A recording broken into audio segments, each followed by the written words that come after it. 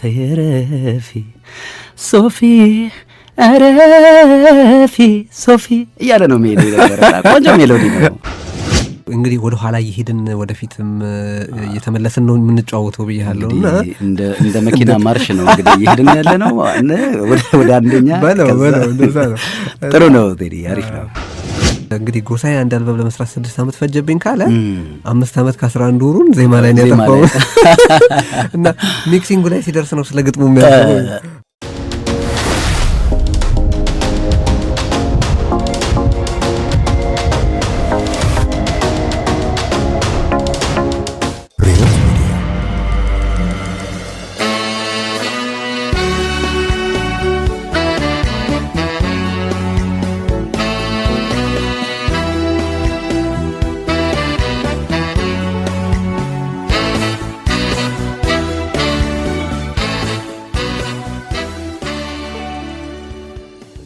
ጤና ይስጥልን ክቡራትና ክቡራን፣ በመላ ዓለም ሆናችሁ ስለምትከታተሉን አስተያየት ሐሳቦቻችሁን ስለምታጋሩን እጅግ ደስ ይለናል። ዛሬ እዚህ ርዕዮት ስቱዲዮ ድምፃዊ ጎሳዬ ተስፋዬ ተገኝቷል። ጎሳዬ ተስፋዬ በ1980ዎቹ መጨረሻና 90ዎቹ መጀመሪያ ላይ ወደ ሕዝብ የትኩረት አደባባይ ብቅ ያለ ከጊዜያችን ጥቂት ልሳን ወርቅ ድምፃውያን አንዱ ነው። መጀመሪያ ከአበበ መለሰ ጋር ሶፊ የሚለው ዘፈን የተካተተበት አንድ አልበም፣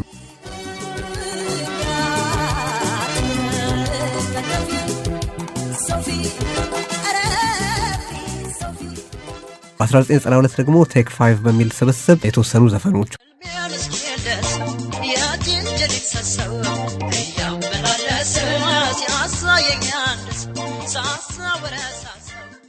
በ1994 ከዓለማየሁ ሂርጶ ጋር 9 ዘፈኖች ነው።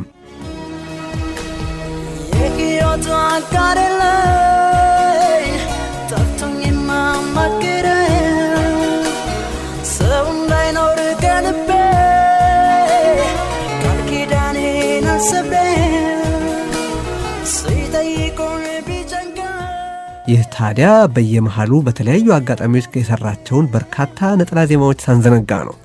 አሁንም አዲስ አልበም ሰርቷል። ጎሳዬ ተስፋዬ ከመድረክ ቆይታው ከህይወቱና ከልምዱ ጊዜና ሁኔታ በፈቀደ መጠን ሊያቀረን እዚህ ርዕዮት ስቱዲዮ ተገኝቷል። እጅግ አድርገን እናመሰግነዋለን። አቱን እንደ አዲስ ሰው ሀሳብ እንዳይገባ የፍቅር ነው ቢል አንደበታቸው አቦግባ ግባ ድሬ ድሬ ድሬ ጎሳዬ ተስፋዬ እንኳን ደህና መጣ። እንኳን ደህና ቆየህ ቴዲ። እንግዲህ ጋዜጠኛ ቴዎድሮስ ጸጋዬ ብቻ ብለው ይሻላል ወይስ የመረጃ ማህደር ቴዎድሮስ ጸጋዬ ብለው ይሻላል? በአንድ ጊዜ እኮ ከጅምሬ እስካጨራረሱ ማለት ነው። በጣም ጥሩ አድርገን የተነተንከው፣ በጣም አመሰግናለሁ። እንኳን ደህና ተገናኘን። መርካቶ ቀበሌ 11 ነው ያደግከው? መርካቶ ወረዳ 6 ቀበሌ 11 ነው በትክክል ተወልጄ ያደኩት እዛ ነው። እንግዲህ መርካቶ ልጅ ነኝ ባጭሩ። ጫጫታ በበዛበት በዛ ሰፈር ውስጥ ቤታችሁ በጣም ጸጥ ያለ የጸጥታ ደሴት ነበር ሲባል ሰማለሁ። የጸጥታውን ደሴት ምናልባት ያመጣው ይመስለኝ እኔ ቴዲ ዘፈን ሰራ በነበረበት ጊዜ ልጅ እያለሁኝ ተማሪ እያለሁኝ ቁጣም ቅልቅል ነበር አየህ። እና ቁጣ ቅልቅል አለ ቤት ውስጥ። ያው ትምህርት ላይ እንታተኩር ነው የሚፈልጉት እነሱም እንትን ብለው አይደለም፣ ትምህርቱ ላይ የማተኮር ሁኔታ እንዲኖር ነው የሚፈልጉት የነበረውና የዘፈኑን ነገር ወይ ተደርስበታለህ የሚል ከዛ አኳያ ነው እንግዲህ ትንሽ ጸጥታ ምናልባት ከተባለ አንድ ነገርም ነበር። ከአያትህ ጋር ነው ያደግከው? ከአያቴ ጋር ነው ያደግኩት። እና አያትህ ደግሞ ቤታቸው ውስጥ እናንተ ቤት መዝሙር ብቻ ነበር የሚከፈተው አሉ? አዎ እንግዲህ እኛ ያው ኦርቶዶክስ ተዋህዶ እምነት ጥላ ስር ሆነን እግዚአብሔርን የምናመልክ ቤተሰብ ነው ያለኝና ከልጅነቴም ጀምሮ መዝሙር ነው የሚደመጠው። ያው መዘግብ ነው። አዎ ስለ መዝሙር ስታነሳ በነገራችን ላይ መርካቶ ቅዱስ ራጉኤል ቤተክርስቲያን ሰንበት ትምህርት ቤት ውስጥ አገለግል ነበረ እና እሁድ ሰንበት ትምህርት ቤት ትምህርት እንማር ነበር፣ መዝሙርን ዘምር ነበር እና ያው ቤተሰብ የሚልካል በዚህ መልኩና ጥሩ አንጾ በጥሩ ኢትዮጵያዊነት ጠብቆ እግዚአብሔርም ለዚህ ደረጃ እንዲያበቃ ትልቁን አስተዋጽኦ የሚያደርገው እሱ ነውና በዚህ መልኩ ገዛ አድርጎልኛል ብዬ አስባለሁ።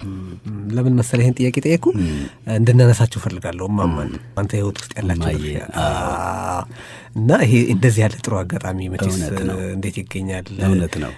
እና እንዴት ነበር የሳቸው? እንደውም ይህንን አጋጣሚ እኔ ከማንም ጋር እንደው ተወያይቼበትም አላውቅም። ይገርምሃል። በዚህ አጋጣሚ ሳላመሰግንህ አላልፍም በእውነት።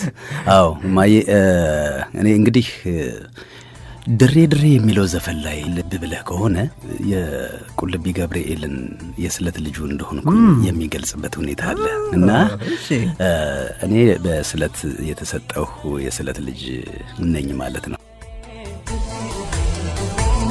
ሊካሜን ለንገድ አክባሪ ሰጠህ ማሰቢያ ተፈሪ መንገዴ ሰምሮ እንዲቀና አማና ለፍኩኝ በሂርነ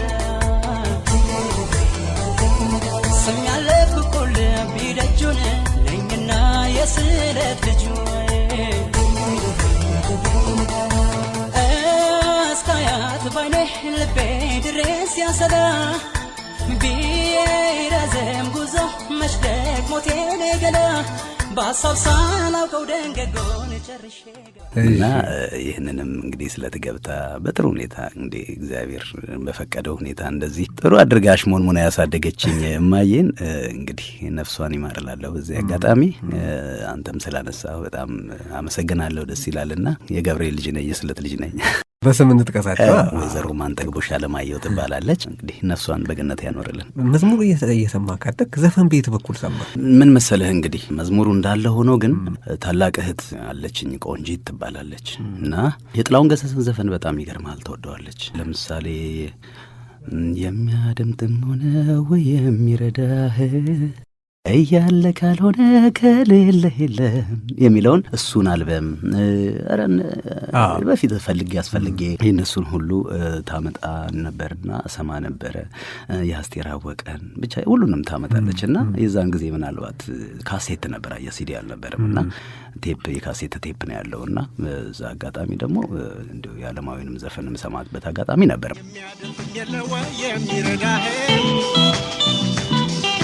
የሚያደምጥም የለው የሚረዳህ እያለ ካልሆነ ከሌለህ የለህም።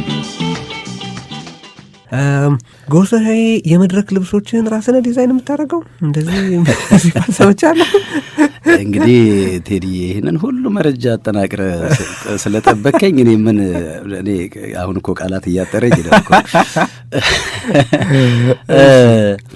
ልክ ወደ ናይት ክለብ መስራት ደረጃ ላይ በምንደርስበት ጊዜ ከጓደኞች ጋር በነገር ላይ ከአሁን ራጉኤል ቤተክርስቲያን መንፈሳዊ አገልግሎት እንሰጥ ከነበረበት ጊዜ በኋላ መስታወት የቲያትርና ሙዚቃ ክበብ የሚባል ማዕከል አቋቁመን ነበረ። ከዛ በኋላ ደግሞ አንዳንድ አለ አይደለም እንግዲህ ሰርጎችን ሰራ ነበር፣ አንዳንድ ኢቨንቶችን ሰራ ነበር። ከዛ ደግሞ ወደ ናይት ክለብ ተሸጋገር። ምናልባት እንዲሁ ወደ ናይት ክለብ የሚሄዱም ነገር ደግሞ መንገዶችን አመቻቸ ብዬ በግልጽ የምናገረው ምናልባት ታውቀዋለህ፣ ጥሩ ወዳጅ ነው ያንተም ይስማለም በርጋ።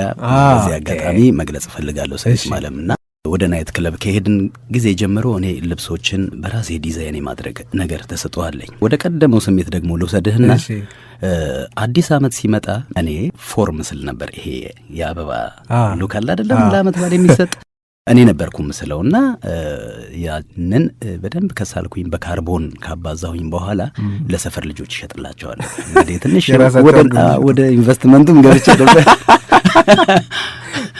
እና እሱ ትንሽ የሰዓሊነቴም ስሜት ይመስለኛል እንግዲህ ወደ ዲዛይኑም ያው የተቀራረበ አይደለም እንደምታውቀው ቴዲ አርት ነገር እና ውስጥ ለውስጥ ይገናኛልና ልብሶችንም እንደዚሁ በሰደርያ በተለያየ መልኩ ዲዛይን የማድረጉ ነገር ነበረኝ። ምንድነው የምትላቸው? ሄደ ማለት እንዴት ነው የምታስረዳቸው? ወረቀት ላይ ንድፍ ሰርተህ ትሄዳለህ ወይስ እንዴት ታስረዳቸው?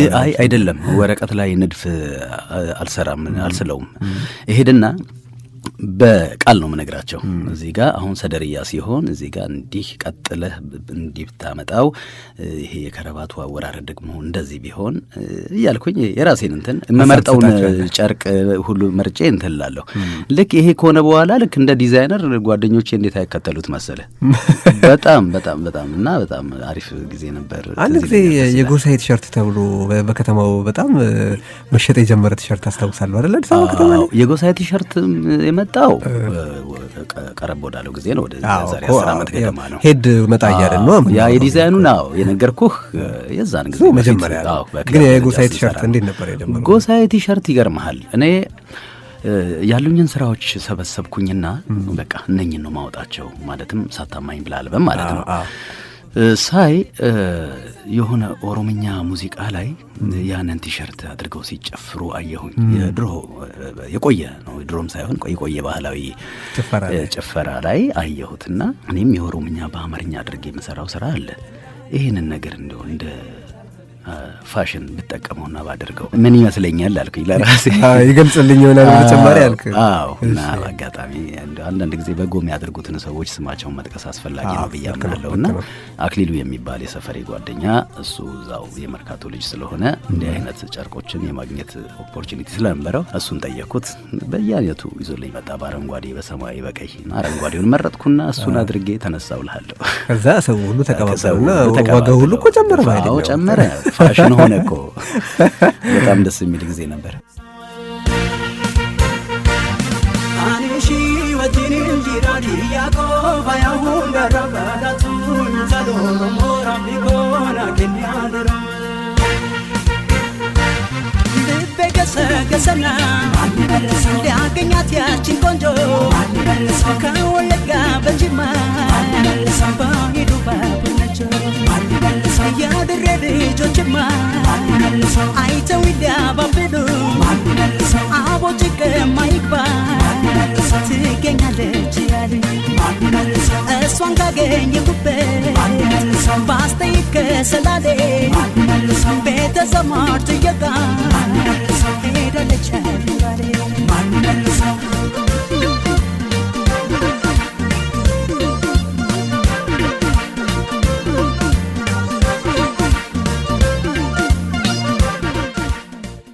ስለ መድረክ በአጠቃላይ ምንድነው የምታስበው? መድረክን በማንኛውም መልኩ እንዲሁ እንደ ሀሳብ ስታስበው ምንድነው ወደ አእምሮህ የሚመጣው ነገር? መድረክ ለእኔ የቤተ መቅደስ ያህል ነው ብዬ ነው የማምነው። በጣም አክብሮኝ ስንት ነገር አይቼበት ስንት ታይቼበት ደምቄበት ያንንም መድረክ ለማግኘት ደግሞ የተፈተንበት መከራም የበላንበት ዘመን ነበርና ያንን ቦታ ለማግኘት በእውነቱ ቀላል አልነበረም። እንደምታውቀው ማንም ከመሬት ተነስቶ አይመጣምና መድረክ ለኔ ትልቅ ክቡር የሆነ የቤተ መቅደስ ያህል ነው ብዬ መናገር እችላለሁ። እንግዲህ ጎሳዬ በጣም ስሙ ከሚነሳባቸው ጉዳዮች አንዱ መድረክ ላይ ብቁ አቅራቢ ነው፣ ብቁ ድምፃዊ ነው ይሉሃል። አንድ ምሳሌ ጠቅሳለሁ። ፓሪስ አንድ ጊዜ ሄደህ ለስራ መብራት ተቋርጦ በጨለማ ያለምንም ማይክሮፎን ሰውን እየዘፈንክ አዝናንተሃል የሚባል ወሬ ሰምቻለሁ። እንደዛ አይነት ነገር ነበረ ወይስ ምንድን ነበር ታሪኩ? ታስታውሳለህ? ይህንን ፓሪስ ይገርምሃል፣ ፓሪስ የሆነ ይገርምሃል። ምንድን ነበር የሆነው?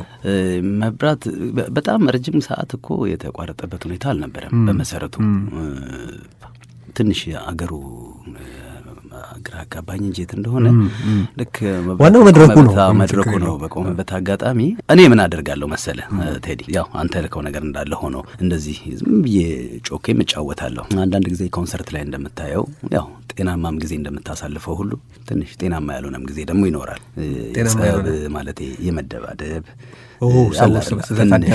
ከታዳሚው አንዳንድ ጊዜ እንደዚህ አይነት ነገሮች ሲያጋጥሙ እኔ ዘፈን የማቋረጥ እንትን የለኝም። ቀጥታ በቃ ዝም። ምክንያቱም አየህ ባቆምከ ቁጥር ነገሩን እያባባስክ ወዳልተፈለገ ነገር ነው የሚሄደው ብዬ አምናለሁና እውቅና እየሰጠሁ ትሄዳለህ። እና ማብራትን በጠፋበት አጋጣሚ እንደዚሁ ጭብጨባ ማብራቱ እስከሚመጣ ድረስ ሞቅ አድርጌ እንግዲህ የተጫወትኩበት አጋጣሚ አለ። ግን ሀገሩን ኤግዛክትሊ ሀገሩን ግን አላስታወስኩትም። እዛ አውሮፓም የሚገኙ ፓሪስም ያሉ ሰዎች ናቸው ይሄን ያጫወቱኝና እንግዲህ ወደ ኋላ እየሄድን ወደፊትም እየተመለስን ነው የምንጫወተው ብያለሁ። እና እንደ መኪና ማርሽ ነው እንግዲህ እየሄድን ያለ ነው ወደ አንደኛ በለው እንደዛ ነው። ጥሩ ነው ቴዲ፣ አሪፍ ነው። የጋሽ ጥላሁን የጠላሽ ይጠላ የሚለውን ዘፈን በጣም በሚገርም ሁኔታ በክለቦች ላይ ተጫወተው እንደነበር ሰማለሁ። ከሸዋጌጥ እየሄድክ ነው። ሸዋጌጥ እዛው ሰራ ነበር። ሸዋጌጥ ይሰራል፣ እሱ በደንብ ይወራል፣ እሱ ይሰራል። እዛ በምሰራበት ጊዜ እንዲሁም አንዳንድ ጊዜ የረፍት ቀኔን እንዳልጠቀም ማለቴ እንድመጣና እንደገና ፐርፎርም እንዳደርግ በብዙ ሰዎች ጥያቄ አማካኝነት እየመጣው ሁሉ እስከምሰራበት ጊዜ ድረስ የነበረ ጊዜ ነበር። ያም ደግሞ ምክንያት የሆነው አንዱ ካልካቸው ዘፈኖች አንዱ የጋሼን ዘፈን በጣም ነበር መጫወተው የነበረው የጎዳሽ ይጎዳን እና በጣም አሪፍ ጊዜ ነበረ በእውነት። እኔም ተመችቶኝ ደስ ብሎኝ የምሰራው ስራ ነው። እውነት ለመናገር ትልቅ ጥልቀት ያለው ዘፈን እንደመሆኑ መጠን ላንተ አይነገርም መቼም። ቆንጆ ስራዎች ያሉት ጋሼ ምንም የሚካድ ነገር የለውም እና ከምወዳቸውና ከማከበራቸው ዘፈኖች ደግሞ መካከል አንዱ ይሄ ነው። እንደ ጠፋ ሰዓት ነው እንደ ተዳፈነ የሚለውን በጣም ከፍታ የሚጠይቀው በጣም እንትን አየህ እንግዲህ ኢነርጂም ይጠይቃል። እኔ ራሱ ሜሎዲው ራሱ እንዴት እንደተገነባ እንደው አይገርምህም? የራሱ ድርሰት ነው፣ የራሱ ድርሰት ነው። ይገርማል። በጣም በጣም በጣም በጣም ይሄ አገነባቡ፣ ይሄ ሲኩዌንስ አጠባበቁ በጣም በጣም በጣም የሰለጠነ ዘፈን ነው ለኔ። ፍቅሬ ሆይ ልንገርሽ ምንም ይሆን ምንም እዚህ ቦታ ቀራት ቢሉኝ እኔ አላምንም እያለ ሄዳል። በጣም ውብ። ሌላው ምናልባት አስፈላጊነቱ ራሱ ዘፈኑን ብትጋብዝልኝ ደስ ይለኛል። እንጋብዛለን። እናስብ አንዱ ያንተ ምርጫ ከሆነ አሁን እንደሚከተለው ያደምጡታል አድማጮቻችን። ጎሳዬ ተስፋዬ አብሮን አለ፣ እዚህ ሬዲዮ ስቱዲዮ መጥቷል። እንግዲህ ደስ የሚል ጨዋታ እያደረግን እንገኛለን። አዲስ ከተማ ትምህርት ቤት ከመስታወት በፊት በረፍት ሰዓት ነበር የምትዘፍኑት? ከመስታወት መፈጠር በፊት ስለነበረ ሁኔታ ትነግረኝና ከዛ ወደ መስታወት እንሄዳለን።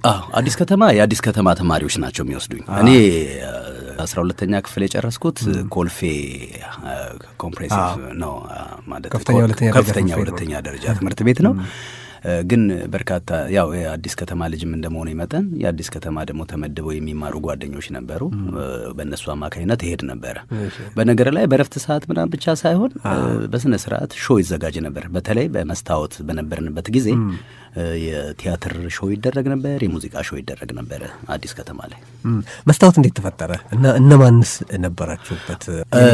መስታወት ከቅዱስ ራጉኤል ቤተ ክርስቲያን የመንፈሳዊ አገልግሎት እንሰጥ በነበረበት ጊዜ እናገለግል በነበረበት ጊዜ ከዛ በኋላ ተያይዞ የመጣ ነው። ምክንያቱም እዛ ያገኘዋቸው ልጆች አክሊሉ ኃይለ ማርያም ይባላል፣ ኤርሚያስ ሙሉጌታ፣ ወርቅነህ ነጋሽ፣ ታምሬ ገብረ ሕይወት የሚባልና ያው እኔው ደግሞ ጎሳዬ ተስፋዬ ሆነን 5 ነን የተነጋገር ነው። መጀመሪያ እንደ 32 ቀበሌ የሚባል አለ። እዛ አዳራሽ ውስጥ ሆነን ተነጋገርን። ትዝ ይለኛል ቴዲ ዝናብ ወቅት ነበረ። 5 ነበርን። ከዛ በኋላ ሁሉም የየራሱን ወዳጅ ጓደኛ ታለንት ያለውን መጥራት ጀመረ ማለት ነው። እንደዛ ተሰባስበን አሁን ካሉት ምናልባት አንተም ከምታውቃቸው ቴዎድሮስ ካሳሁን፣ ቴዲ አፍሮ፣ አብነት አጎናፍር ነበረ። በርካታ ሙዚቀኞች ነበሩን። ታሪኩ በርታ፣ ተስፉ በርታ፣ መስከረም ማሙ፣ ይስማልም አለ። ብዙ ነበርን። በቁጥር እንኳን ለመግለጽ ከባድ፣ ምክንያቱም የቲያትርና የሙዚቃ የተለያየ ስለሆነ በጣም ብዙ ነበርን። ኤኒዌይ 50 ሳንቲም 1 ብር እያስከፈላችሁ ነበር ብታሳዩ? 1 ብር ነው የምናሳየው። አናውንስ ይደረጋል። አብዛኛውን ጊዜ የምንሰራው አዳራሽ የምንሰራው የዚህ የአዲስ ከተማ ትምህርት ቤት እንዳለ ሆኖ 11 ቀበሌ 7ኛ ጋር ያው የኔው ቀበሌ አዳራሽ ነበረው እና እዛ በቃ በየስልክ እንጨቱ ስማችን ይለጠፋል። የዕለት ዕለት ደግሞ በሞንታርቦ ስማችን ተጠርቶ አሪፍ ዝግጅት አለ እንዳትቀሩ ይባላል። በቃ በ1 ብር አንዳንዴ ዓመት በዓል ሲሆን 2-3 ብር ያደርጉታል ይመስለኛል። ይህን ነገር የሚመለከታቸው አክሊሉ ኃይለ ማርያም፣ ኤርሚያስ ሙሉጌታ፣ ወርቅነህ ነጋሽ የሚባሉ ልጆች ናቸው። ፋይናንስ ክፍል የሚባላል እነሱ ናቸው ይህን ቴክ ኬር የሚያደርጉት። የዩቲዩብ ቻናላችንን ሰብስክራይብ ያድርጉ። ርዕዮት ኪን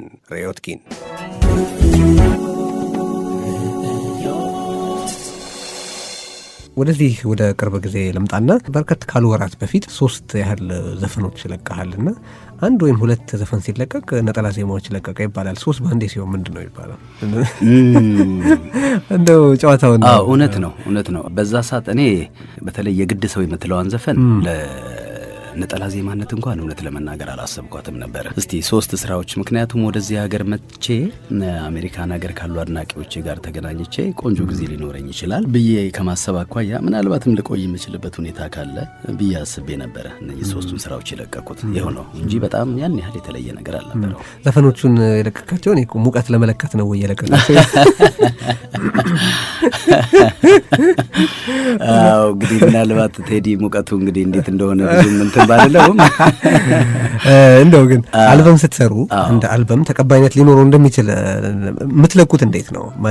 ምን ታደርጋላችሁ? አስቀድማችሁ አንድ አልበም ጥሩ የመሰማት እድል ሊኖረው ይችላል ብላችሁ ወደ የመጨረሻው ደረጃ ወደ ህትመት ከመሄዱ በፊት ምን ታደርጋላችሁ? አሁን አንተ ሰዎች ታሰማለህ ወይ? ነማጋ ትሄዳለህ? ምን መንገዶች አሉ? አንድ ድምፃዊ አልበሙ ስኬታማ ሊሆንና ላይሆን እንደሚችል ማወቂያ መንገድ አለው? አዎ ምን መሰለህ እንግዲህ ቴዲ አንዳንድ ጊዜ እንደው ዝም ብለህ የምታዳምጥ ከሆነ የሚመጡልህ አስተያየቶች ምናልባት እንትኑን ካልቻልከው ውዥንብር ሁሉ ሊፈጥሩብህ ይችላሉ። እንደው ዝም ብሎ ስራውን ማሰማትም የራሱ አስተዋጽኦ እንዳለው ሁሉ የራሱ የሆነ ጉዳት አለው ብዬ አምናለሁ።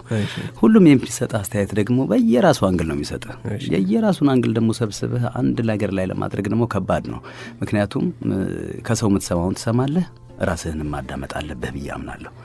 ራሴ ማዳመጡ ነገር ደግሞ የበለጠ ይሆናል ብዬ አስባለሁ። እና እኔ አልበም ሰራ በጣም ይሄኛው በቃ ይሰማልኛል፣ በጣም ይወዱልኛል አይነት ካልኩሌሽን ውስጥ ከመግባቴ በፊት መጀመሪያ ራሴ መውደድ አለብኝ ብዬ ነው ማምነው። ደጋግመህ ስለሰማኸው ከወደድከውስ እሱን ነገር እንዴት ነው የምትከላከለው? አዎ እንግዲህ ደጋግመ ሰምተው የመውደዱ ነገር ብቻ ሳይሆን ቴዲ እኔ እዚህ ጋር ያለኝ ነገር ገና መጀመሪያ ስትዘፍነውና ስትሰማውም ራሱ ልትወደው ይገባል ብዬ አምናለሁ። የመጀመሪያው የቤት ስራና ስራ እሱ ነው ብዬ አምናለሁ። እና የመጀመሪያው ላይ እንትን ካልክ ያው ደጋግሞ መስማቱ ላይ ስራ ይሆናል ብዬ አላስብም። እሱ ደጋግመ በሰማኸው ቁጥር ግን ልጥለው ያሰብከው ዘፈን ኖሮ አያውቅም? መጀመሪያ ወደኸው ማለት ነው? አዎ ይኖራል። ያ ነገር የሚፈጥረው ምን መሰለህ ለኔ እንግዲህ በስራው ላይ እስካለው በድረስ ጊዜ ድረስ ለኔ የሚሰማኝ አንድ ስራ ትሰራና ሌላ ስራ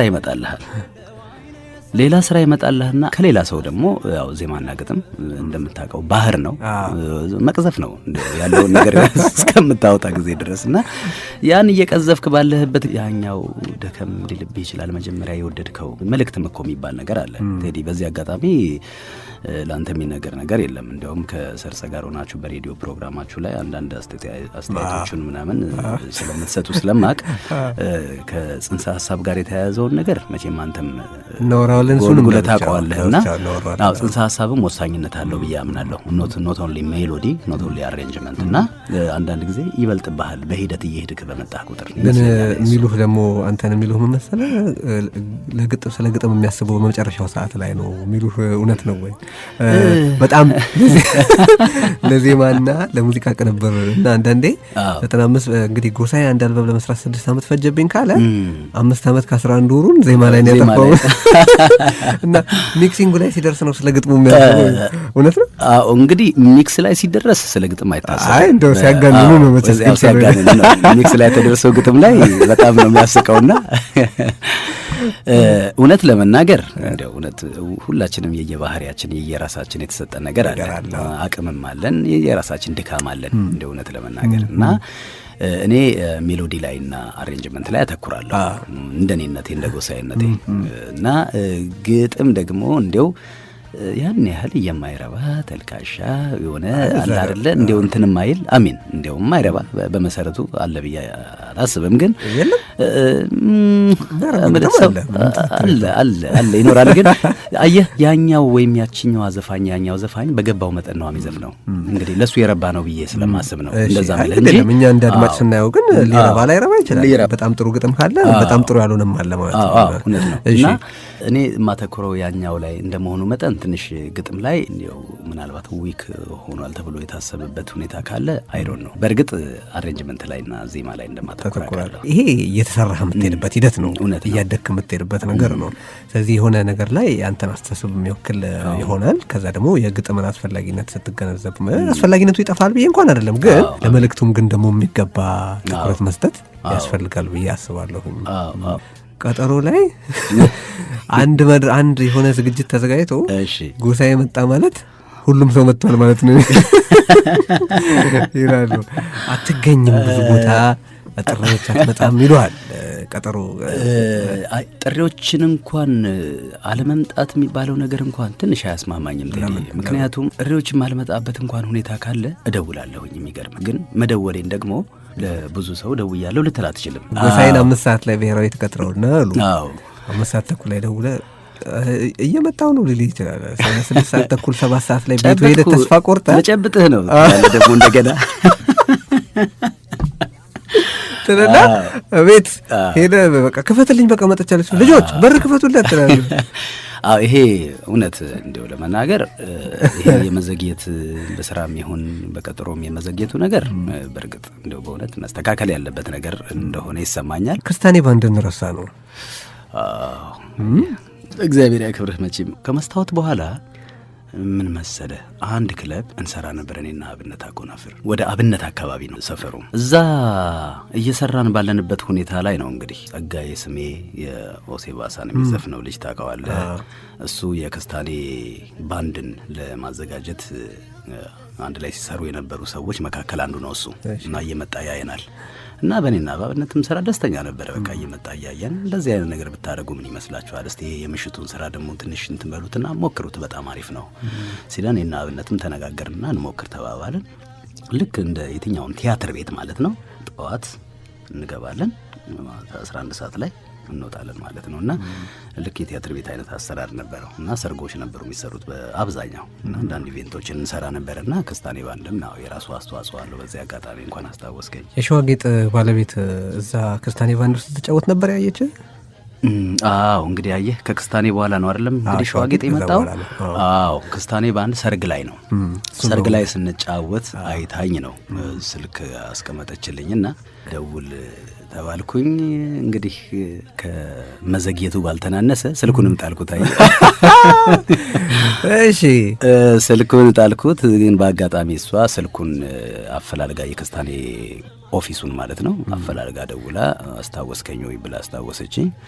በጣም ይቅርታ ስልኩን ስላልያዝኩ ነው። ይዛኔ እንግዲህ አየህ እርጅናችንን ምን ነገር እንዴ ሴልፎን ነበር። ሴልፎን መጀመሪያ ተናግሬ ገና ስልክ ሳይታወቅ በፊት ሴልፎን የለም። በቃ በቢሮ ስልክ ነው ወይ በቤት ስልክ ነው የምንገናኘው። በዛ አገኘችኝ። አሁን ከነገ ጀምሮናና ማጥናት ትችላለህ ጀምር ተባልኩ። ጀመርኩኝ። እዛ ስጀምር በጣም በእውቅና ዓለም የነበሩ ሰማኸኝ ብለው ነበረ። ይርዳው ጤናውን አግኝቼዋለሁ እና አማን መለኪን የሚባሉ ፍቃዱ የሚባሉ እነሱ ነበሩ። ተስፋነሽ የምትባል ብዙ ጥሩ ቡድን ነበረ ባንዱ። በጣም ቆንጆ ጊዜ ነበረ። እንደውም ሸዋጌጥን ካነሳ ነው አይቀር ወደ ኋላ ይዤው ከማቆየው እዛ ስትሰራ መድረክ ላይ በርጩማ ይዘህ ትወጣ ነበር አሉ። ቁጭ ብለህ ተዘፈን ነበር። የሸዋጌጥ ጨዋታዎችና ቆይታ እንድናወራ። ኪነ ጥበብ እንግዲህ በራሷ መልኩና በራሷ አይነት ስትሰጥህ ታደርግሃለች ታውቀዋለህ። እና እኔ እየዘፈንኩኝ ቅድም ካነሳ ነው ከጋሼ ዘፈን የጎዳሽ ይጎዳን ጨምሮ በነገር ላይ አስቴር አወቀን አንጎራጉራለሁ የሚለውን መሰራው ነበረ። አንጎራጉራለሁ የማታ እንዴት ሆናለሁ የናፈቅሽኝ ለታ አይ እኔ አንቺ ከርታታ ሰውንም ላይ የናፈቅሽኝ ለታ በሚል ነበር ማዜም ነበር።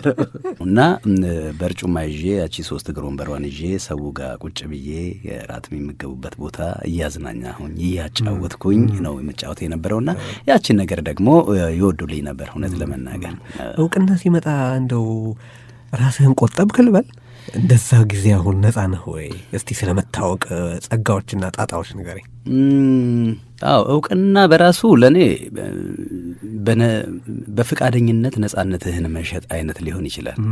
በሌላ አገላለጽ በፍቃደኝነት እንደዛ ነው። ግን እኔ ምናልባት የሚመስለኝ መርካቶ ተወልጄ እንደማደጌ ይመስለኛል እስከ ዛሬ ድረስ እግዚአብሔር ይመስገንና ታዋቂ ከመሆኔም በፊት ከሆንኩም በኋላ እንዲው የሚያጨናንቀኝ ምቾት የማይሰማኝ አይነት ስሜት ተሰምቶኝ አያውቅም። እና ምንም እኩል ነው ለእኔ ያለው ስሜት እንደምገነዘበው ከራሴ አይገድብም። ምንም አይገድብም። የብዙዎች ትኩረት መሆን አለ አይደለም፣ የራሱ ነገር አለው። ግን ብዙ ገድቦኝ አያውቅም። ምክንያቱም እንዳልኩ ከበፊትም ጀምሮ ከቤት ያለ መውጣት አይነት ልምድ ስለነበረኝ ወጥቼም ልገናኝበት የምችልበትን ቦታም የለኝም። ከቤት ወይ ስቱዲዮ ነው፣ ስቱዲዮ ቤት ነው። አንዳንድ ማህበራዊ ጉዳዮችና ችግሮች ወይም ደግሞ ደስታም ካለ ደግሞ መቀላቀልበት ሁኔታ ነው ያለው። ከዛ የተለየ ነገር የለኝም። ይገርምሃል እስከ ዛሬ የሙዚቃ ዝግጅት ለማቅረብ ከመጣህ በኋላ በማህበራዊ ድረገጾችና በሌሎች መንገዶች ስለቀረቡብህ ቅሬታዎችና ተቃውሞዎች የምትለው ምንድን ነው? እንግዲህ ይህንን በፌስቡክ ፔጄ ላይ በተቻለኝ መጠን ለማስፈር ሞክሬያለሁ። ምናልባት ግን ምንድን ነው በግልጽ ለማስቀመጥ እኔ ጎሳዬ ተስፋዬ ይቅርታ መጠየቅ ካለብኝ በምመገብበት ምግብ ቤት ሊሆን ይችላል፣ በምጠጣበት ካፍቴሪያ ሊሆን ይችላል፣ ከቤቴም ሆነ ከሆቴሌ ወጥቼ ደግሞ ወክ በማድርግበት በየትኛውም ቦታ ሊሆን ይችላል። በአንተ ቅር ተሰኝቻለሁ፣ ቅር አሰኝተኸኛል የሚለኝ ማንኛውም ግለሰብ፣ ማንኛውም ሰው፣ ማንኛውም አካል ካለ እኔ ይቅርታ ከመጠየቅ ወደ ኋላ ላልል እችላለሁ። ያ ቅሬታው ለእኔ ግልጽ ሆኖ እስከተገኘ ድረስ። ነገር ግን እኔ በማከብረውና በሚያከብረኝ ቅድም እንዳልኩ ብዙ ባየሁበትና ብዙ ባሳየኝ መድረኬ ላይ ላልገባኝና ላልተገለጸልኝ ነገር ይቅርታ ልጠይቅ የምችልበት አንዳች ምክንያት የለኝም። አሁንም ቢሆን ይሄ ነው ያለው ነገር።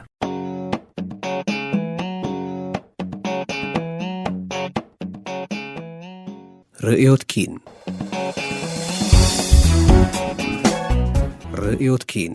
ኪን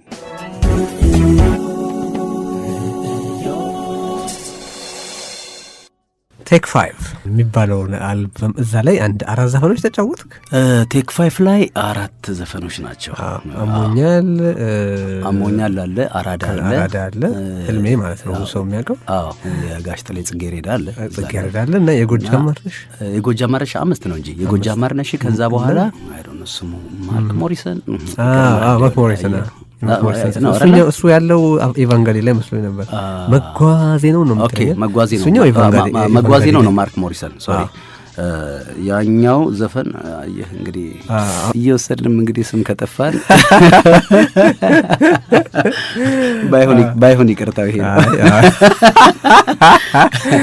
እና 5 ዘፈን ናቸው።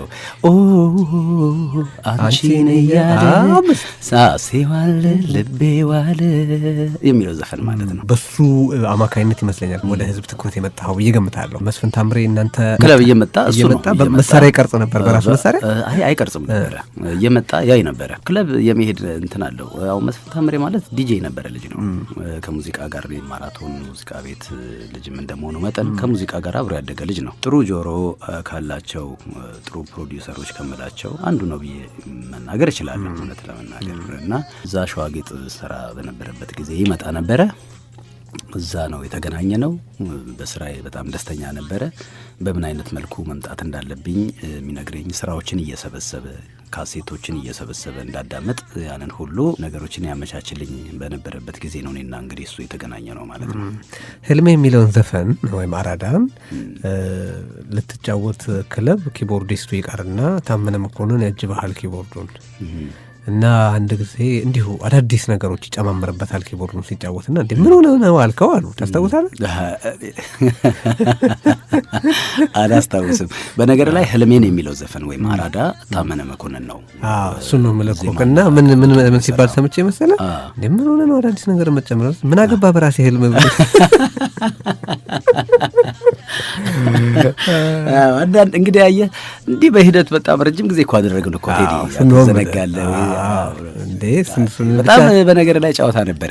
እሺ እሱን እኮ እንድናስታውስ እኮ ነው። ብዙ ጨዋታዎች ነበሩ። እሺ አንዳንዶች ለዚህኛው ለዚህ መድረክ የሚሆኑትን አንዳንዶችን እናስታውሳቸው። እንደው እየፈለፈልን እሱ እስከምናወጣ እንግዲህ ያለን ጥያቄ እንቀጥል። አበበ መለሰ ጋር እንዴት ተገናኛችሁ? አበበ መለሰም ጋር ልክ እንደዚሁ ሸዋጌጥ ነው የተገናኘ ነው። መሀል እሱ ክለብ በደንብ ከብዙ ሰዎች ጋር ያገናኘኝ ቦታ ነው፣ ክለብ ነው። እና አበበ መለሰ ስለ እኔም ያው መረጃ ሰምቶ ነው የመጣው እና በቃ ቁጭ ብሎ ስራዬን አዳመጠ። በጣም ነው በቃ የወደደው ስራውንና ጠራኝ። እዛው የመጣበት ዕለት ነው የጠራኝና ተቀምጬ እንዴት ነህ አበበ መለሰ ነኝ ሊለኝ አይችልም። ገብቶሃል? አበበ መለሰ ወረዴ አበበ መለሰ ነው። ስለዚህ አቤ ያልኩት አቤ እንዴት ነህ? በጣም ደስ ብሎኛል ስላገኘው። አዎ ነይ ቁጭ በይ እስቲ። በጣም ቆንጆ ድምፅ አለሽ፣ የምወደው አይነት ከለር የምወደው አይነት ቃና ነው ያለሽና በጣም እንደው የሆነ ነገር እንደምናደርግ ይሰማኛል። ለማንኛውም የጀመርከው ነገር አለ አለኝ። አይ ምንም የጀመርኩት ነገር የለም ከዚህ ከአልበም ከስራ ጋር በተያያዘ። በጣም ጥሩ በቃ ሰሞኑን እመጣለሁ፣ መነጋገር ያለብን ነገር እነጋገራለን፣ ስራ እንጀምራለን ሲል አበበ መለሰ ብሎኝ አስበው ቴዲ እና የዓለም ዋንጫ ያገኘው ያህል ነበር የተሰማኝ። በዛ ነው ደስ ይል ነበር እና አሪፍ ጊዜ ነበር። ግንኙነታችን ይህን ይመስል ነበር። ሰራን። የአልበሙ ርዕስ ሶፊ ዛሬም ስትጠፊ ነገም ስትጠፊ ነገም ስትጠፊ እዚህም እዚያም ስታይ እንዳትቀጠፊን ኧረ ተይ ረፊ ሶፊ አረፊ ሶፊ እያለ ነው ሜሎ ነበር። ቆንጆ ሜሎዲ ነው። ግን ለምን አልተሰማም? አንተ ራስህ አልበሙ አለ አሁን?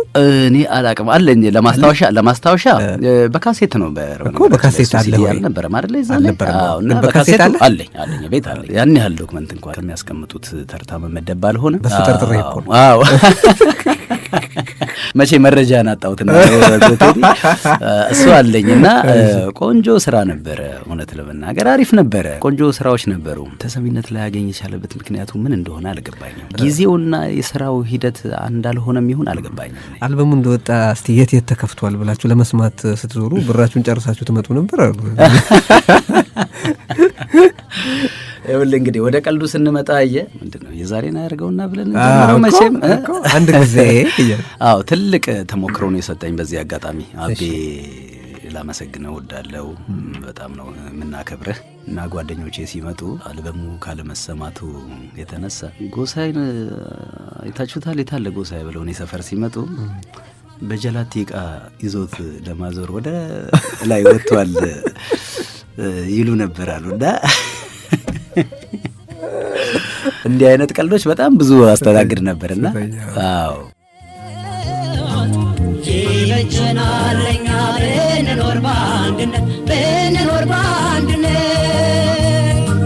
ምን ነው ቢቀርብን ዘር መለየታችን ውስጣችን ቢፈተሽ አንድ ነው ደማችን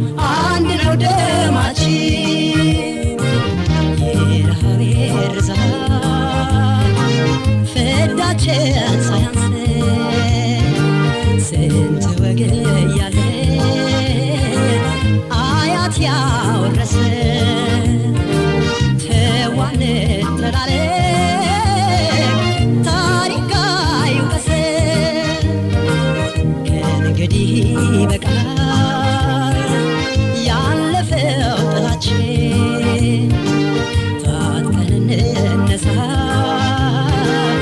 እንስራ ሁላችን ይቅራት ስርገመን ድሃው አገራችን በቃት ዘነበን ኢትዮጵያ አገራችን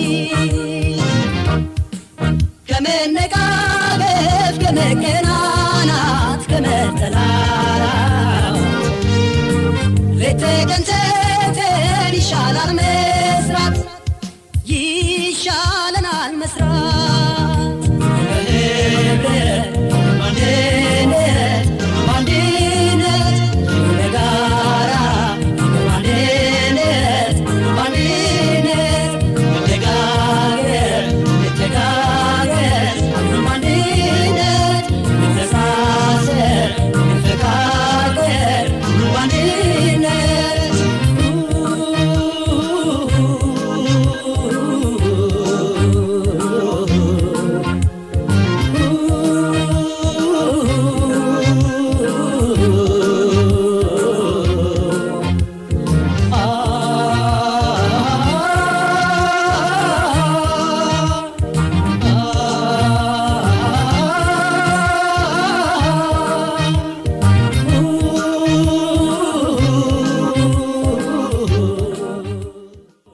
ጎሳዬ ተስፋዬ አብሮን አለ እዚህ ሬዮት ስቱዲዮ መጥቷል።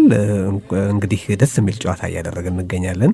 ያኔ ሰሞን አንድ ደግሞ እዚህ ላይ መነሳት ያለበት ነገር የማዕበል ዋናተኞች ድራማ እንደተላለፈ መጨረሻ አካባቢ አንድ ዘፈን ሰራችሁ እጹብ ድንቅ የሚል። እንዴት ነበር እሱ የተሰራው? ሬዲዮ ጣቢያ እንዴት ወሰዳችሁት? ወዘተ እጹብ ድንቅ የሚለው ዘፈን የዓለማየሁ ደመቀ ዘፈን ነው፣ ግጥምና ዜማው እና መስፍን ታምሬ ነው። እጹብ ድንቅ ድራማው ተከታታይ ሰው እንደነበረው አንተ የምታውቀው ነገር ታስታውሰው ነው እና ከእሱ ስራ ጋር በአጋጣሚ መልእክቱም ሜሎዲውም አቀራረብ አዲስነቱ ብቻ የሆነ ተገጣጠመ እና የዛን ጊዜ በዓለማየሁ ደመቀ ዜማና ግጥም ሰሪነት በሶፊን ታውቀዋለህ? አቀናባሪ ሶፊ በሱ አማካኝነት ባላገሩ አይደል ላይ ዳኞች ከነበሩት አንዱ ነው። እሱ ነው ሙዚቃውን ያቀናበረ የነበረው። እዛ ነው የተቀረጽ ነው። የመስፍን ታምሬ አባት አቶ ታምሬ ናቸው የቀረጹን በነገራችን ላይ እና እዛው እነሱ ቤት ነው የተቀረጽ ነው። እሱን ተቀረጽንና ለማዕበል ዋናተኞች እንዲበረከት ነው የተደረገው ማለት ነው። አንተ ግን ድራማውን ተከታተለው ነበር? ድራማውን እኔ እውነት ለመናገር እኔ ድራማውን አልከታተልም ነበር፣ ግን ይነግሩኝ ነበረ። ጥሩ ነው እንግዲህ ከዓለማየሁ ሂርጶ ጋር ትንሽ ግራ የሚያጋባ ጥምረት ነበረ 94 ላይ የወጣው አልበም። እንዴት አንድ ላይ አልበም ለመስራት ወሰናችሁ? ብዙ ልዩነት ያለ ይመስለኛል በመሀላችሁ። አንደኛ አንድ ባችም አይደላችሁም። እኔ አልበም እንዴት እንደሰራን ሂደቱ እንዴት እንደነበረ ከመናገሬ በፊት ግን ከዓለማየሁ ሂርጶ ጋር እሱ አልበም ላይ አንድ ዘፈን ለሁለት አለመስራታችን እንደሚቆጨኝ በዚህ አጋጣሚ ልንፈልጋለን።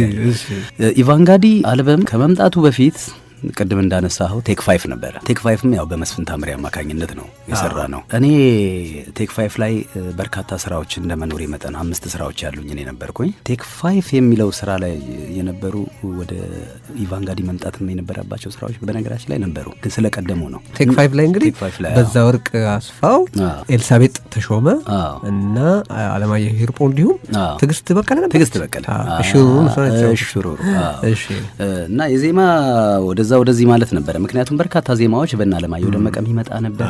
ጎደጎድ ነበር ብታይ የዛን ጊዜ እና እጹብ የምትለው ዘፈን ቴክ 5 ላይ ሁሉ ለመውጣት ሀሳብ የነበረው ስራ ነበር። ቆይቷል ከመጣ ዘፈን ሁሉ ልፈልጌ ነው እና ብዙ ስራዎች ስለነበሩ መስፍን ታምሬ ይህንን ኢቫንጋዲ የሚለውን ነገር እንደገና መቅረጽ ለሱ ከባድ አልነበረም። ስራዎች ስለነበሩ እነኝን ስራዎች እንደገና አንድ ላይ ያሰባሰብንና ከዓለማየሁ ሂርጶ ጋር ደግሞ አንድ ላይ አድርገህ ብታወጣ እኔ እንዲሁም የዛን ጊዜ ትዝ ይለኛል ቴክ 5 የሚለው የራሱ ትርጉም አለው። ቴክቱ መቼ ነው የሚወጣው ይሉኛል ሰዎች ታውቃለህ። ሲያገኙ እንግዲህ ይሄ የጉጉትና የእንትን መጠን ነው። ራሳቸው ነበሩ ሰዎች አድናቂዎቻችን ይህንን ስም የሰጡንና እንዴት ነው አሌክስ ይሄ ነገር ቴክቱ የሚባለው ነገር ትንሽ በደንብ እየሄደች ነው ያለችው፣ ይህን ነገር እንዴት ብናደርግ ይመስልሃል ተባባለን። በጣም አሪፍ ነው ተባባለን። ከዛ በኋላ ግን ኢቫንጋዲን ከመስራታችን በፊት ግን አንድ መንገድ ነበረ። ከቴክ 5 በኋላ ከኃይልዬ ታደሰ ጋር አንድ ላይ ሼር በማድረግ ፋልኮን ክለብ እሱ ጋር መስራት ነበረብን። የኔና የአሌክስን ጥምረት በዛ እያዳበርን መጣን ማለት ነው። ከዛ በኋላ በቃ ቀጥታ የራሳችንን ቤት ከፈትንና በፈረቃ መስራት ጀመርን። በፈረቃ ስልህ እኔ ናይት ክለብ ዛሬ እሰራለሁኝ፣ እሱ በመስፍን ታምሬ አማካኝነት የተዘጋጀውን ስራ ፕሮጀክቱን በአቀናባሪ ሌስ መልክ አማካኝነት የሚሰራውን እሱ ያድራል። ነገ ደግሞ እሱ እዚህ ክለቡን ይሸፍናል። እኔ ደግሞ እየሄድኩ እየሰራው ኢቫንጋዲን በዚህ መልኩ ጨረስ ነው። እዚህ ላይ ብዙ ጊዜ ከድምፃውያን ጋር ቃለ ምልልስ ሲደረግ የሚዘነጉ የሚመስሉኝ የጀርባ ደራሲያን አሉና እነሱም እንዲሁ የትኛው ዘፈን የነሱ እንደሆነ መነሳት አለበት በዚህ አጋጣሚ ብዬ አስባለሁኝ። ለምሳሌ ታመነ መኮንን አንዱ ነው፣ ቅድም አንስተነዋል። አሁን እንደገና ብንመለስበት ብዬ ነው። የትኞቹን ዘፈኖች ደረሰ? ዓለማየሁ ደመቀስ ሌሎችም ስራዎችን የሰጡህ ደራሲያን ይኖራሉ፣ እነሱን እንድናነሳቸው ብዬ ነው። ዜማም እንዲሁም በግጥምም በኩል ልትለው ትችላለህ። ዓለማየሁ ደመቀ ኢቫንጋዲ ላይ የአንበሳውን ድርሻ የተወጣው እሱ ነው ብዬ መናገር እችላለሁ። ምክንያቱም አብዛኞቹ የራሴም ሆኑ የዓለማየሁ ሂርጶ ስራዎች የዓለማየሁ ደመቀ አሻራ ነው በአብዛኛው ያለው። በተረፈ ግን በሙዚቃ በኩል ስትሄድ ግን ኤልያስ መልካ ያው እንደምታውቀው ኢቫንጋዲ ላይ ትልቁን ድርሻ በቅንብር በኩል የተወጣው ሙሉ ለሙሉ ማለት ይቻላል እሱ ነው። ታመነ መኮንን አራዳ ሁሌ ሲነሳን ከሰራን በኋላ ሸጋ ልጅ ባሳቤ ትንሽ ላዋዛለ በጣም ደስ ይላል። ያረባክ ቀጥል። ሸጋ ልጅ ባሳቤ ድንገት ልቤ ገብታ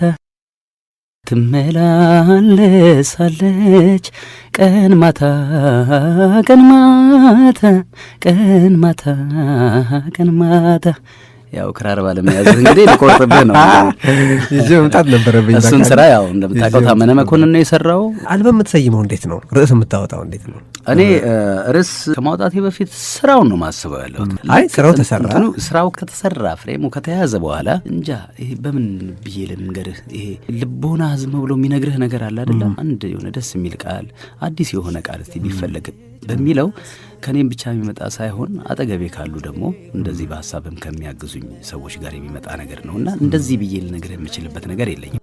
ቀን ማታ ቀን ማታ ቀን ማታ ሀሳብ ገባው ልቤን እረፍቴ የለው ፋታ ዛሬ ነገ ሳትይ ካለሽበት ቦታ በአካል ደረሽልኝ በትዝታሽ ፋንታ በአካል ደረሽልኝ በትዝታሽ ፋንታ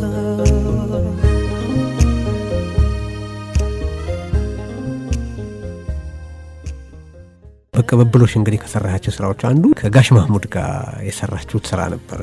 እሱ እንዴት ተሰራ? ትልቅ ምልክትነት ያለውም ነገር ይመስለኛል። እንደነ ጋሽ ማህሙድ እንደነ ጋሽ ጥላሁን አይነት የእነሱን አደራ ለመሸከም እንዴት ነው ትከሻ በቀላችሁ? ያሁን ልጆች የሚለውን ነው አንድ እሱ። ሁለተኛ ደግሞ አብሮ ብትነግረኝ ደስ የሚለኝ ከኤፍሬም ጋር ደግሞ የተሰራ ስራ አለ። እሱን አድርገን ልናወራው እንችላለን። የእኔና የኤፍሬም ታምሩ ስራ የተሰራው ያው በአብርሃም ወልዴ አማካኝነት ነው። አብርሽ እንግዲህ ይሄንን ስራ ሲያስበው ከኔ ጋር አልነበረም፣ ከሌላ ሴት ድምፃዊት ጋር ነበር ያስበው። ከኔ ጋር ጥምረት እንዲኖረው ደግሞ ሀሳቡን በመቀየር ያንን አደረገ ማለት ነው። ስራው እንግዲህ ውጤታማ በሆነ ሁኔታ ተሰራ። ቪዲዮ ክሊፑ እንኳን ሲወጣ ራሱ እኔ እዚህ ሀገር ነበርኩኝ፣ እዚህ ወደ አሜሪካ ነበርኩኝ እና ያንን ሰርቶ ላከልኝ። በጣም አየሁት፣ ወደድኩት። በጣም ደስ የሚል ስራ ሆኖ ያው እንግዲህ እንደምታየው ሆነ ማለት ነው። ደስ ይላል ውጤቱ። አደራን የሚለውን ስራ ከመሰራቱና ግጥሙ በዚህ መልኩ ከመልበሱ ዜማው ላይ ከመልበሱ በፊት ከሀብታሙ ቦጋለ ጋር ነበር የሰራ ነው። በድንገት የሚለውን በሌላ አይነት ዜማ ለራሴ ብቻ አድርጌ ነበር የሰራ። ይህንን ስራ እኔ በአጋጣሚ ቤቴ ውስጥ ቁጭ ብዬ በድንገት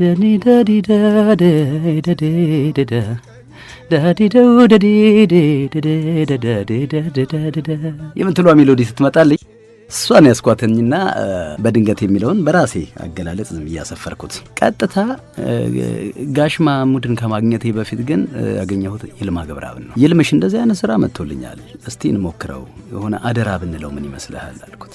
እስቲ አምጣውና እንየው አለኝ። አደራን በዚህ መልኩ በድንገት የሚለውን እንደዚህ አድርጎ ሰራው ማለት ነው። ከዛ ጋሽ ማህሙድ ኢትዮጵያ በመጣበት አጋጣሚ ጋሽ ማሜ በጣም አሪፍ ስራ እንትን ብያለሁ፣ እስቲ ይህችን ስማትና በእንደዚህ አይነት መልኩ ቅብብሎሹን ብንሰራው ምን ይመስልሃል አለኝ። በዚህ አጋጣሚ ጋሽ ማህሙድንም ያው ኤፍሬምንም ማመስገን እፈልጋለሁ። ምክንያቱም እነሱ ሌጀንዶቻችን ናቸው፣ ታላላቆቻችን ናቸው እና ይህንን ደግሞ እድልም ሲሰጡህ እነሱ ያለፉበትና የተጓዙበት ጎዳና ቀላል ሆኖ አይደለም። ስለዚህ ያ ደግሞ እኛም ነገ ከነገ ወዲያ እንድንበረታ የሚያደርግ ነገር እንደመሆኑ መጠን ይህ ነገር ስለተሳካም በዚህ አጋጣሚ እነሱን ማመስገን እፈልጋለሁ።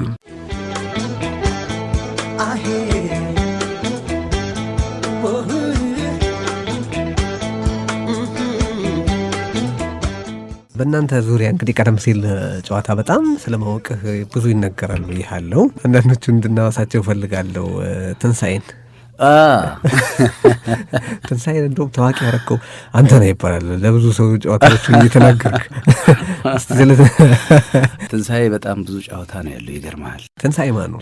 ትንሣኤ ጉበና ይባላል። ጨዋታ አዋቂ ነው። እንግዲህ መርካቶ አካባቢ የልደታ ልጅ እንደመሆኑ መጠን እና እኔ አንድ ጊዜ ብቻዬን በነበርኩበት ጊዜ ሳታገባ ማለት ነው? አዎ፣ ከገኒ ጋር ከመገናኘታችን በፊት ሰራተኛ ነበረችኝ። በወንድ ላጤነት ህይወቴ ንገፋ በነበረበት ጊዜ ማለት ነው።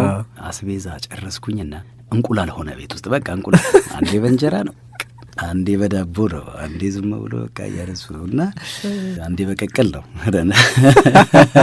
እሱን ከኔ ጋር ትንሽ ተቋርሶ ነበር 1-3-4 ቀን እና ቤት ልብስ ቀይሬ ልምጣ በቃ ብሎ ሄደና አሁን መልሶ ደውሎልኝ ምን የተዘጋጀ ነገር አለ ጎስሽ ልምጣ አስቤዛ ተሞልቷል ምናምን።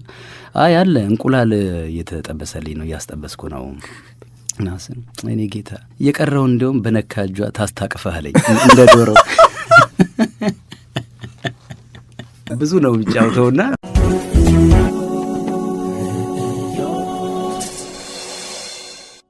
አንድ ደግሞ ያስታውሳለሁ አንተ ቤት በግ ታርዶ አራጅ ጠፋሉ።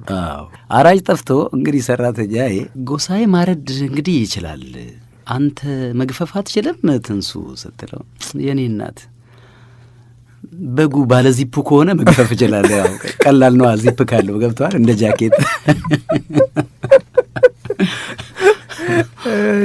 የሚገርም ጊዜ ነበር። ትንሣኤ የመጀመሪያ ደሞዜን ካገኘው ጸጉርሽን አሰራሻለሁ አላት።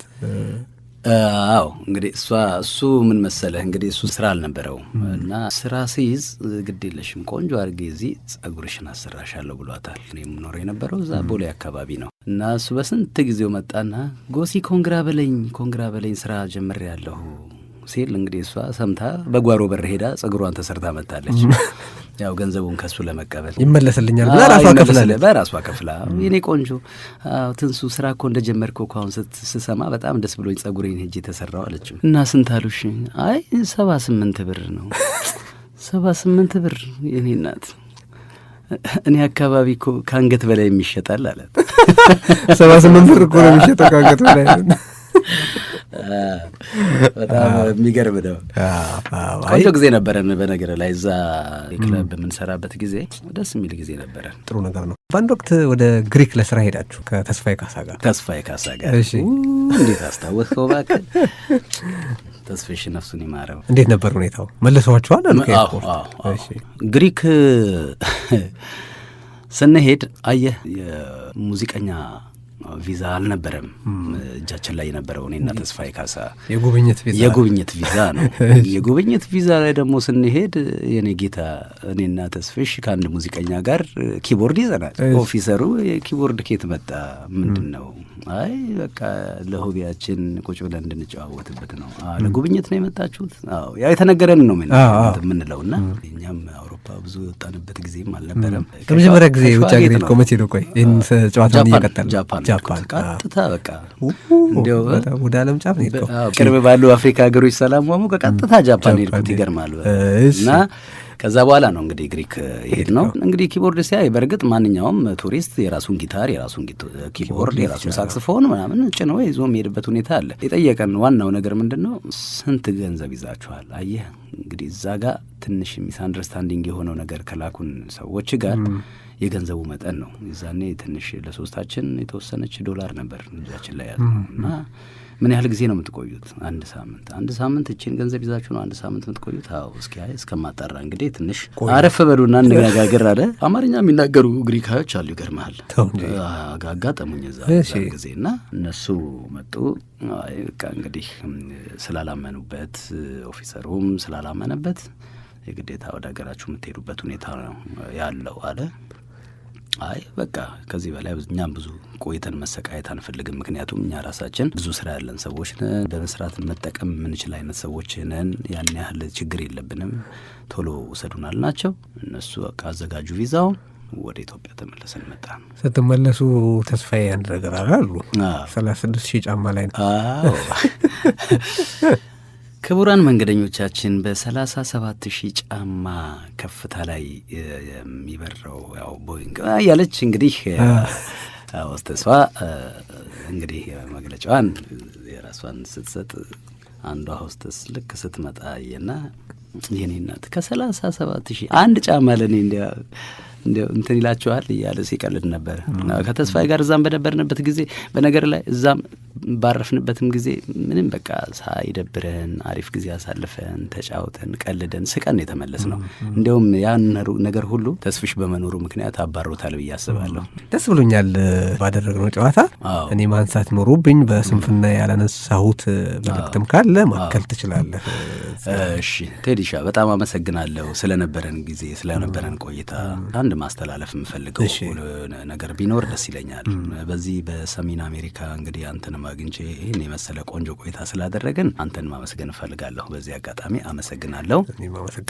እኔ ስለ እኔ ትንሽ መናገር የምፈልገው ነገር እኔ አርቲስት ጎሳዬ ተስፋዬ በየትኛውም አይነት ስራ ህዝቤን ላገለግል፣ በየትኛውም አይነት ማህበራዊ ችግሮቻችን እየዳሰስኩ እያነሳሁኝ የትኛውንም አይነት ጉዳዮቻችንን እያነሳሁኝ ከመስራት ወደ ኋላ የማልል ከየትኛውም አይነት የፖለቲካ ቡድን ጋር ምንም አይነት ጉዳይም ግንኙነቴ ሲጀመር በአጠቃላይ በኢትዮጵያም ውስጥ ያለ ከኢትዮጵያም ውጭ ያለ አድናቂዎችና ህዝቤ ነውና ምንም አይነት ጉዳይ የሌለኝ ሰው እንደሆንኩኝ በዚህ አጋጣሚ መናገር ፈልጋለሁ። ሀገሬን አጥብቄ የምወድ እግዚአብሔር በለገሰኝ ሞያ ሀገሬን ህዝቤን በአጠቃላይ ላገለግል ቃል የገባሁኝ ይህን ነገር ሳልናገር በአንተ ሬዲዮ ጣቢያ ባላልፍና ባልወጣ ደስ ይለኛል ብዬ ነው።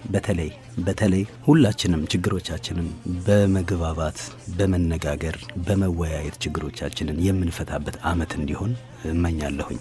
የትኛውን ሙዚቃ ነው ጋብዘህ መሰናበት የምትፈልገው? እኔ ከጋሽ ጥሌ ዘፈን በጣም ደስ የሚለኝ ዘፈን አለ ቴዲ። እንዲሁም ጥሩ አጋጣሚ ሆነልኝ መሰለኝ። ፍቅር ከኛ እንዳይለየን እንዲቃናለን ስራችን መጨቃጨቂ ወገደና ሰላም ይሁን ለሁላችን የሚለውን ተጋብዝልኝ። በጣም ደስ ይለኛል። ጎሳዬ ተስፋዬ በነበረን ወግ በጣም ተደስቻለሁ። በጣም አመሰግናለሁ።